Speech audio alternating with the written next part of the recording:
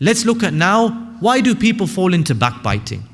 What are the causes of backbiting? The first cause is a weakness of faith and a lack of piety.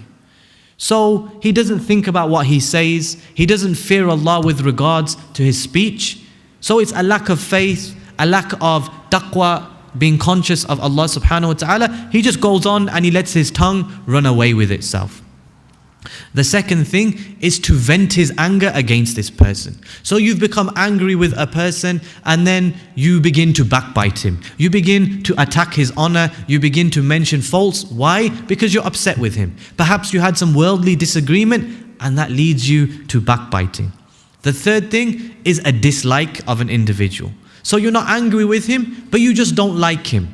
You just don't like him. There's something about him that you dislike. As a result of that, you start to vilify his honor. You start to eat his flesh.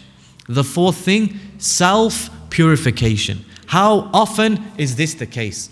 You yourself are suffering with a problem, so you start mentioning this problem about somebody else. To make yourself feel better, you begin to mention the faults of other people who are suffering with this illness or suffering with this trial. And you yourself are going through it. So to try and purify yourself, make yourself feel good, you mention this about other people. The fifth thing is to honor or elevate yourself by mentioning the fault of others. How many people in the name of Islam, they sit there and all they do is they abuse this one. They curse that one. They vilify that one. So to honor yourself, he's an alim, etc., you begin to abuse and vilify other people's honor. The sixth thing, jealousy and envy. Out of jealousy and envy, you begin to eat your brother's flesh. You begin to destroy his reputation. Any problem that you see from him, you go and let the people know about it. Anytime you're sitting with a group of people, what do you say? Did you hear about this one?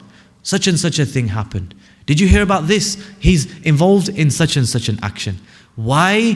Because you are jealous of that person. You are jealous, you are envious of that individual.